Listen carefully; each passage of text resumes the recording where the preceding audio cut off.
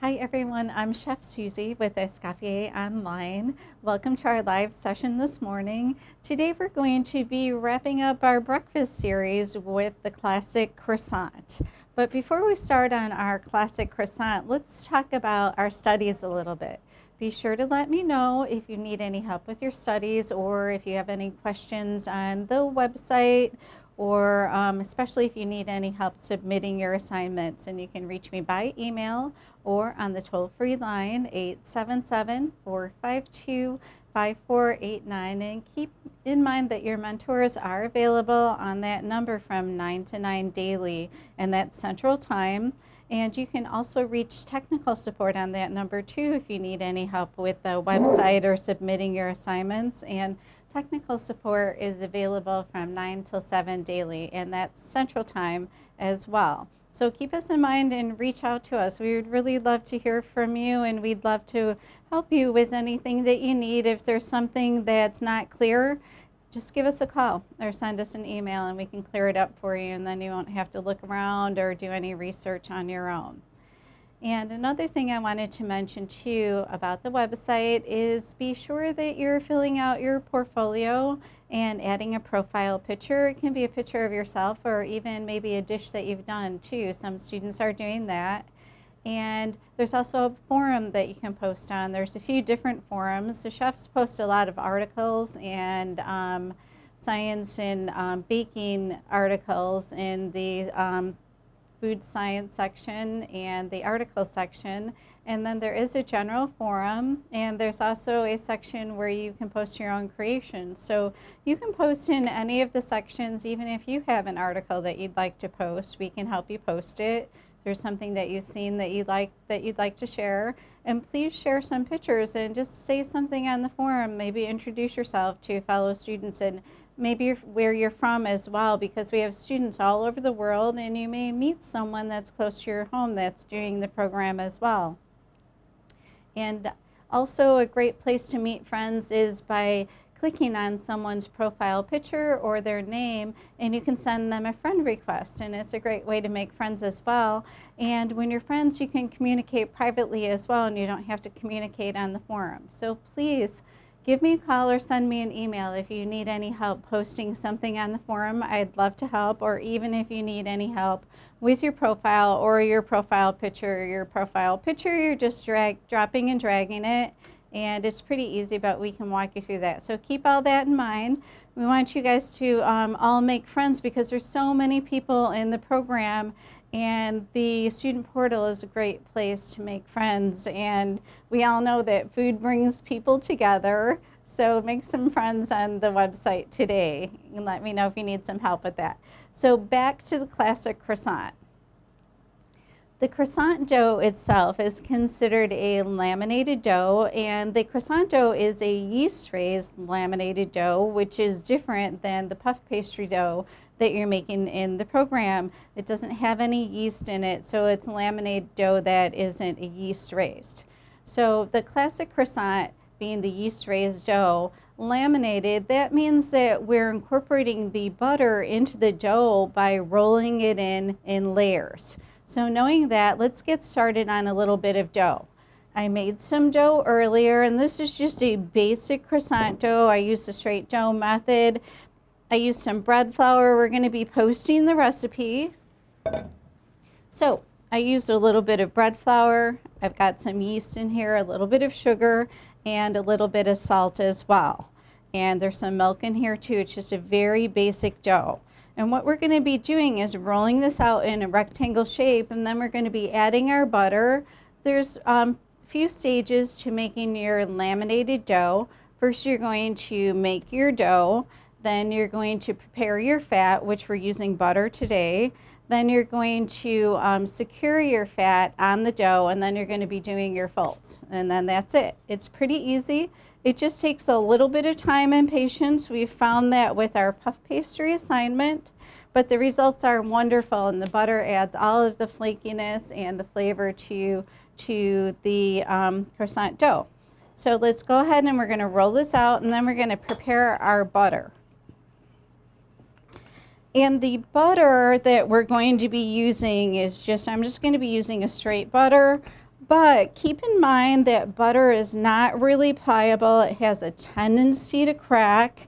And what you can do is you can add a little bit of flour to your butter. That's just fine to do that. Some people are using different blends other than just butter. For my croissants, I like straight butter.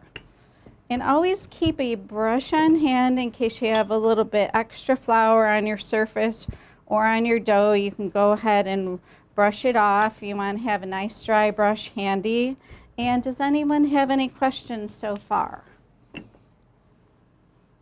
So I'm just going to be rolling this dough out. And when you make your croissant dough or any laminated dough, when you're doing the beginning stage of making the dough, be careful not to work the gluten too much because you're going to be working the gluten through the rolling process. So mix it as little as you can. No worries. You don't have to do the window pane test with this at all. You're going to be working your gluten as you go along, as you see. I'm rolling this out, and all of these folds are going to be working the gluten as well. So we're always going to be rolling these doughs into a rectangle shape because then we're going to be folding them. So we're going to be doing a 3-fold. So we're going to be dividing this dough in 3. So you want to make it long enough where you can actually make that fold. And do we have any questions on anything so far? So when you're doing your folds, you're going to be resting in between. So keep in mind to allow yourself enough time. While the dough is resting, you can go ahead and do something else, but you're going to want to allow yourself enough time to do these recipes. Okay, so we have a nice rectangle shape. And I've got a little bit of butter. I'm going to flour my surface. This butter is just a little bit cool, and it's not right out of the refrigerator. I let it set for about 20 minutes, depending on how warm your kitchen is. And you want it to be a little bit pliable, well, as pliable as it can be for butter. And what we're going to be doing is we're just going to be pounding it out.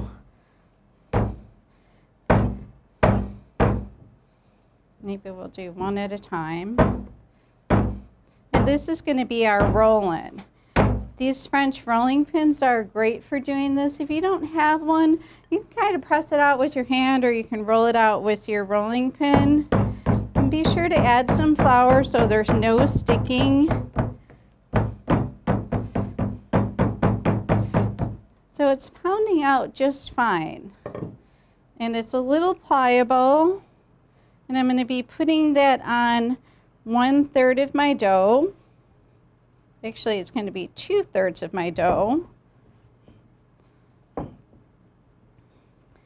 And I'm trying not to take it too far to the end because we don't want it to go out of the sides when we're actually rolling it. So I'm kind of spreading it a little bit with my hands too. With the butter like this, it's really the temperature that's the key. So if you're finding that it's a little too squishy on you, go ahead and put it in the refrigerator. And be careful to always use butter and not margarine, because margarine's not going to work with this. Just too soft. So does anyone have any questions so far? I'm going to pound this out a little bit more. And keep in mind it's going in the dough, so it doesn't have to be perfect. Just do the best that you can. You just don't want a lot of thickness.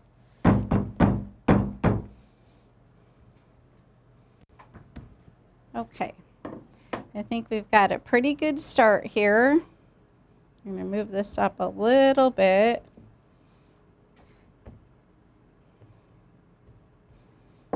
Like I said, no worries, not going to be seen. You just want to spread it the best that you can. So that's a really good start for our roll-in. And it's pretty cool, so it's not going to be squishing out when I roll this dough. Okay, so now we're going to do the single fold, which is rolling the dough in 3. So I have my top third, which doesn't have any of my rolling on it. And I'm going to be folding that in, and then I'm going to be folding the last third over. And it's not a perfect rectangle, so I'm kind of stretching it a little bit. Okay, so this is securing my fat in the dough for rolling. Make sure that if you've got any pieces that are sticking out, now is the time to tuck them in, because when you start rolling, if they squeeze out, it's hard to tuck them in, and then you're just going to be adding some extra flour. So do we have any questions on anything so far? Can you use plug-up butter or plug-up butter? The question is, can you use plug-up butter? Yes, that's a fine French butter. It's great for this. It tastes super great. I also like to use organic butter because it has a real good flavor to it. So I highly recommend that, but no margarine, remember. Okay, so we're getting ready to do our first fold. All together, we're going to be doing 3 single folds. We're going to rest in between. So every time you roll your dough, you're going to turn it 90 degrees. And this ensures that the dough is stretched in all directions, and it's going to be a lot easier to roll as well. If you tried to roll it the other way, it would be very difficult. So we're going to go ahead and make our first fold, and we have another question. How thick should the dough and butter be? The question is, how thick should the dough and butter be? The dough should be in between 1 inch and 3/4 inch thick, and the butter, it was about maybe 3/8 of an inch thick. Just keep in mind that you're just going to be pounding or rolling it until it's going to cover your 2/3 of the dough like I did. Okay, so I'm rolling my dough in the rectangle, and I've got a little bit of butter coming out here. That's okay, just make sure you put a little bit of flour on it. When we do our next fold, it's going to be tucked away. And do we have any questions on the folding process? This is very important. Like I said, make sure that you have enough time when you're doing things like this, because you're going to be resting your dough in between all of these folds. And I just got a little bit of butter here. Like I said, get a little flour on. This is the top. It's going to be going into the fold, so you'll be okay.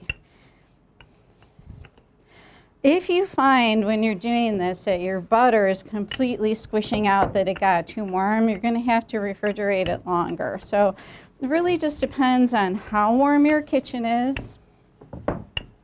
Okay, so we have a nice rectangle shape, and I'm going to be brushing off some of this excess flour. I don't have too much. Next, we're going to be folding this again in thirds for our first single fold. So we're going to bring over the top. Always bring the top first. Like I said, brush off some of that excess butter.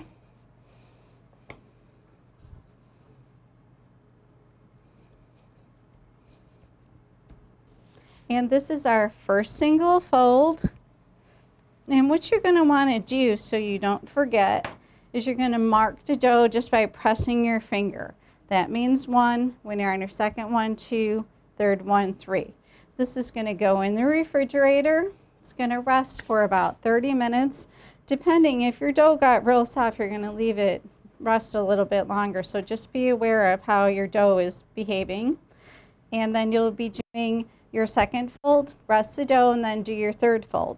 And it's really best after you do all this folding if you leave it sit overnight. If you don't have time, if you leave it sit for 4 or 5 hours, you'll be okay. Always refrigerate. Okay, so that dough is going to be going in the refrigerator. So I've got some dough that I made earlier. Well, actually, I made it last night, so it was sitting in the fridge overnight. And I have it here, and you can see all the layering, all the rolls that I did. We're going to go ahead and roll this out, and we're going to be forming some classic croissants. With the croissant, the fillings and toppings are another one of these things that the flavors are endless.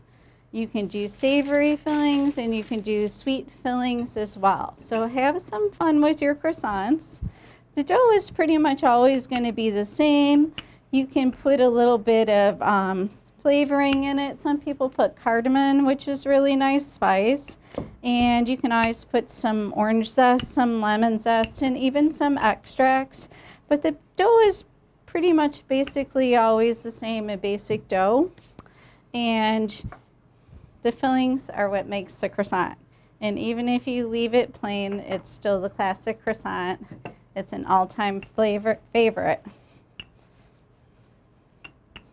So we're going to be rolling this dough about 1/8 of an inch thick. And you can make these croissants in different shapes and sizes, whatever you desire. Just have fun with your croissants. Once you get the basic technique of making the dough down, you'll be all set. We're going to just roll this a little bit thinner. And then we're going to start on our classic croissant shape.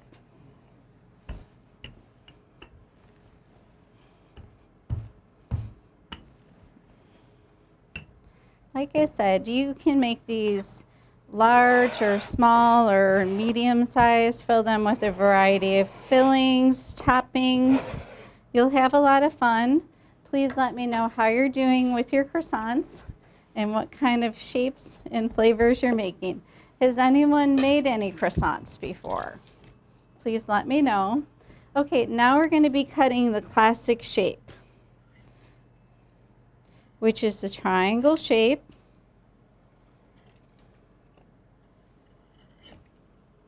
And then we're just going to save a small portion of our dough, and we're going to be cutting a square.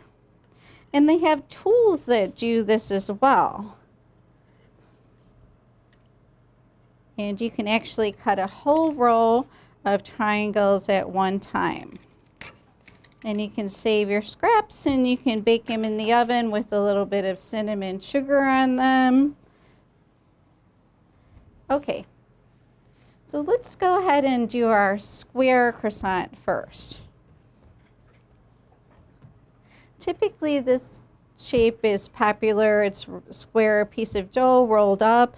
And it's typically done with chocolate, but you can do any flavor that you like. You can make little bars of chocolate and put it in the dough, or you can just use some mini chips like I'm using, or you can use some chopped up finer chocolate, whichever you like. And what you're going to do is you're just going to roll this first layer of chocolate. So this is just a classic rolled croissant. Okay. So once this is rolled, you're going to be putting another layer of chocolate, and that'll help the chocolate be distributed throughout the croissant.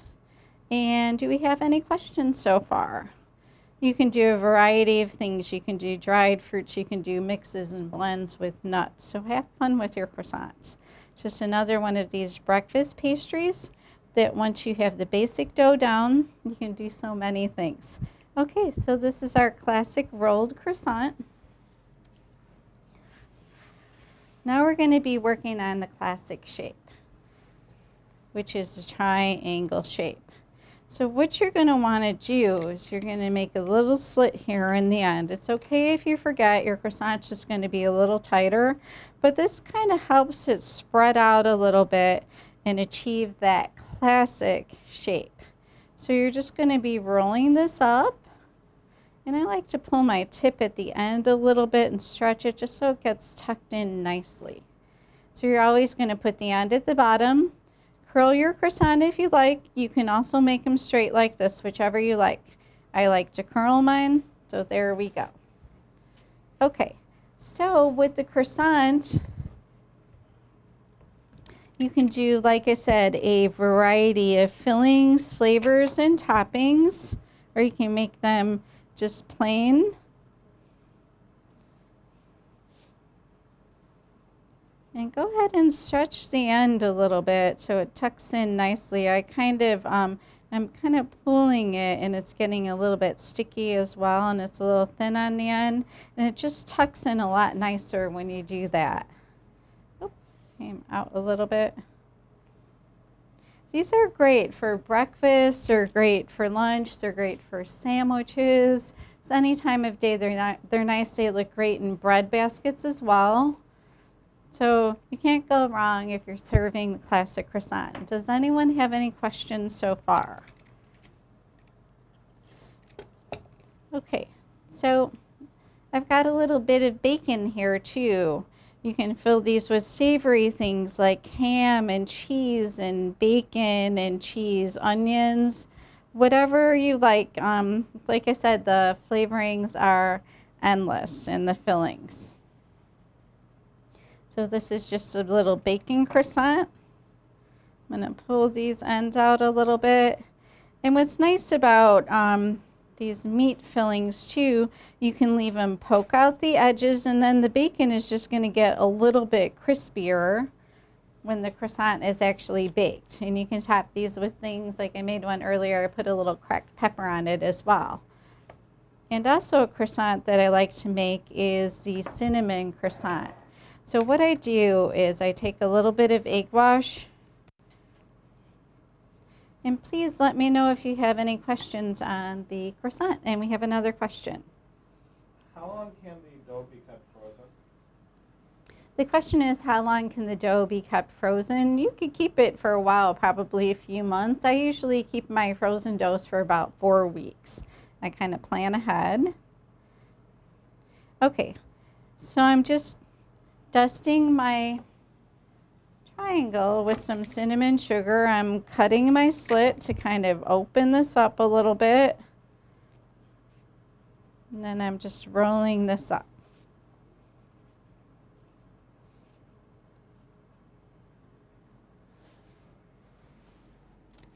Okay, so what you're going to do with any yeast raised dough, you've got to proof these before you bake them. And typically you're always going to proof things until they double in size. And please let me know if you have any questions ever on proofing.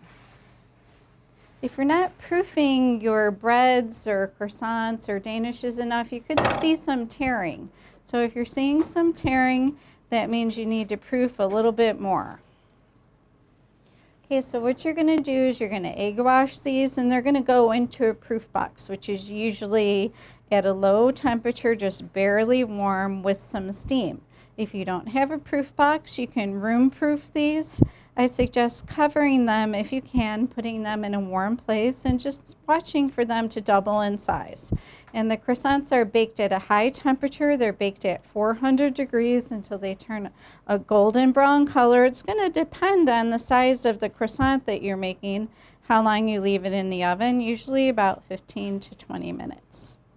And you can put a lot of toppings on these. You can even put some Parmesan cheese on your savory croissants, some cracked pepper. The cinnamon croissant, we're going to be putting some cinnamon sugar. And by egg washing these, they're going to be turning a nice golden brown color. And does anyone have any questions on anything so far? So I'm just putting a little bit of cinnamon sugar. You can top these with nuts, just a variety of things. Please let me know what flavors you're making on your croissants and how they're working out. And we have another question. One of your students is having problems tearing their dough when they're rolling it. What can they do about that? Okay, we have a question about the tearing of the dough when you're rolling it. The tearing of the dough is typically caused by the dough is stuck on something, and that's why it's tearing. Make sure that you have enough flour on your surface and enough flour on the dough. If you're having excessive tearing, go ahead and sprinkle a little bit more flour, and then what you're going to have to do is you're going to have to brush it off with a brush at the end. You can also roll your dough on a cloth. If you have maybe an old tablecloth that you can just use for rolling, a lot of bakeries that are warmer, they'll roll on a cloth. And you don't want it to be anything colored that the dye is going to come off, but just an old white cloth that you have. Even some chefs still use an old apron, and they'll just cut off the top. And the cloths are going to work really well, and that's going to stop some of that tearing that you may have. But just keep in mind, if it's tearing, that means it's stuck on something. And it could mean too that your butter on the inside is just way too hard, and it's actually tearing the dough as well. So those are two things to watch for. If you're having excessive tearing and you feel that your butter is very hard, you're going to have to leave the dough sit out and warm up to room temperature. It's going to be difficult to overcome because your dough is going to start rising a little bit, but you can do it. But just be careful the next time that your butter is not too thick and not too hard when you're doing your rolls. And we have another question. Two questions. Two questions. If you were going to use the oven as a proof box, what temperature would you use? And also, can you roll and fill the croissants and then freeze the bake later? Okay, we have a few questions. First is on proofing. If you can use your oven as a proof box, you definitely can. You can just use it depending on how warm your pilot is. If it's a gas oven, you can go ahead and put a pan of steaming water in the bottom because it's going to give some moisture for the bread and it's going to make it a little bit warmer. So just on that pilot setting is okay. Or if you have to turn it on, if it's electric, just the very lowest setting. You really want this to be about 100 degrees and no higher because you can actually end up, instead of helping the yeast grow and rise, you can end up killing it in the process. So always just barely warm and be careful with that. Don't make your proofer too hot. You can room proof so easily too. Maybe if you have a refrigerator that's close to your stove and it's usually warm on top, you can put things up there too. So if you need any proofing ideas in your kitchen, give me a call or send me an email. We can work on it together and find out what's best for you. We also have a question on freezing the dough. You can form these and you can freeze them. You can pull them out. I suggest if you're forming and freezing these, pull them out the day before, set them up on your cookie tray or your sheet pan, leave them in the refrigerator overnight, then you can proof them in the morning and then go ahead and bake them. And they do work out really well if you make them the night before too as well. Leave them in the refrigerator overnight. It's going to start that proofing, but you're still going to want to proof them the following day. Remember, with the proof, you're always looking for this to double in size, and you can feel the dough. If it feels kind of spongy and squishy and not firm, then you're pretty much proof. So if you need any help proofing, be sure to reach out to me and let me know. So these are going to be proofed at room temperature until they double in size, and they're going to be baked at 400 degrees until they turn a nice golden brown color. So let's look at some croissants that I made earlier. Okay, so I've got the cinnamon croissant, and this croissant, I have it served on a plate with a little bit of caramel sauce. It's a nice glaze over it. It's really a nice complement to the cinnamon croissant. All of these are great for any buffet item or even any bread basket. Like I said, you can also make some sandwiches with these as well. So we've got some croissants that I made earlier, and this is the chocolate rolled croissant. Super cute. You can do this with a lot of different flavors. The almonds on top, they toasted nicely. That makes a nice little croissant as well. And like I said, these make great sandwiches. I've got the bacon that I used some cheese, and I put some cracked pepper on this as well. So have fun with your croissants, have fun with your flavors, and let's go ahead and we're going to open a couple of these up and take a look at the inside. And we're going to look for all of our flakiness, all of our hard work. You see the layering and the flakiness means the dough was made properly. It's going to have a super delicious flavor to it as well. So let's cut open one of our filled ones to take a look at it too. So we've got our bacon and cheese with some cracked pepper on top. And this is a nice little croissant with just a little bit of bacon and cheese treat in it. So thanks for joining me today. If you have any questions, just give me a call or send me an email, and we'll see you next week. Thanks and have a great day.